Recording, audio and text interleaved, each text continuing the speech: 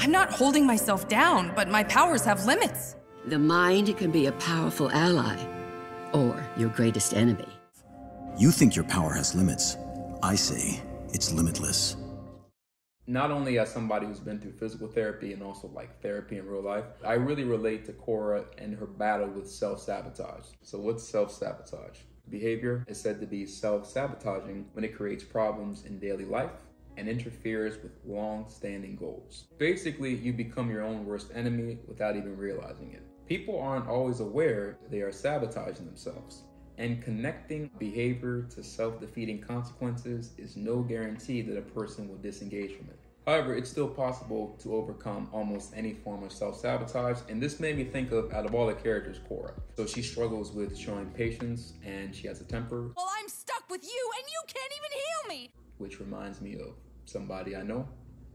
Anyways, she also isn't fully healed in season 4 because she has delusions of fighting herself, she can't progress, and she can't move forward physically or psychologically because she has this mental block. And I think that's relatable for a whole lot of people. In addition to that, she has drops of poison in her body. And I kind of view self-sabotage as those tiny drops of poison in our body. Because we have certain behaviors that we don't really recognize until we think about our past and we realize that these behaviors, unbeknownst to us, they're actually harming us instead of helping us. So one way to deal with self-sabotage is to be prone to self-defeating behaviors. People who are prone to self-defeating behaviors can notice when they feel stressed. More specifically, when you feel stressed, write down the source of that stress and how you respond to it. So something that I personally learned through therapy were the 3 C's, basically catch it, check it, change it. When you have a negative thought, be mindful of it, check it, try to find the origin of it, and ultimately change the negative thought to a positive thought. For anybody who catches themselves with any mistaken or harmful beliefs about themselves, you can learn how to train yourself to respond to those negative thoughts in a helpful and positive way. And this can be just writing about it,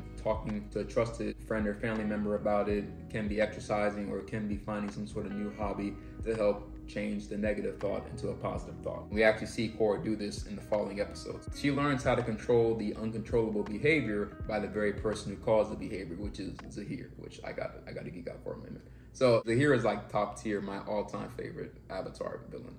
Way better than Ozai. To some extent, she has to go through her consciousness and she has to learn how to deal with that uncontrollable part. Part of dealing with self-sabotage, if you have a harmful thought pattern, it can occur automatically without any conscious processing. To uncover that, try and bring more conscious awareness to your thoughts. Take note whenever you feel a distressing emotion. What were you thinking right before that? You can do this exercise regularly to start noticing those self-sabotaging triggers. It's a simple example, but if you know your work environment is negative, every day you go into work, you can try to have a positive comment or a positive thought instead of a negative comment or a negative thought. This is not coming from me because I am not qualified to be a therapist whatsoever. This is coming from Psych Today and just a brief overview of self-sabotage. With that being said, that's pretty much it. I just wanted to talk about how Korra was a good example of somebody who had self-sabotaging habits and was able to overcome them. I'd imagine if you do struggle with self-sabotage in real life, it's probably difficult to handle it on your own. If that's the case in the real world, anybody who does struggle with self-sabotaging habits can talk to a trusted friend, family member, doctor, therapist. This is close to home for me because self-sabotage was one of my biggest enemies, but I learned how to work with myself instead of against myself. With therapists, once again, I'm not a therapist. I'm just taking an article from Psychology Today and applying it to a fandom. There's a couple real life applications, but please do not sue me. If you enjoyed the video, you can give it a like. If you want to talk more down below, feel free to let me know. If you really enjoyed the video, you can share it. And if you're feeling froggy and you want to support the fitness and fandom fam, you can do all 3. As always, remember to stay mentally fit, emotionally fit, and physically fit. And I will see you all in the next video.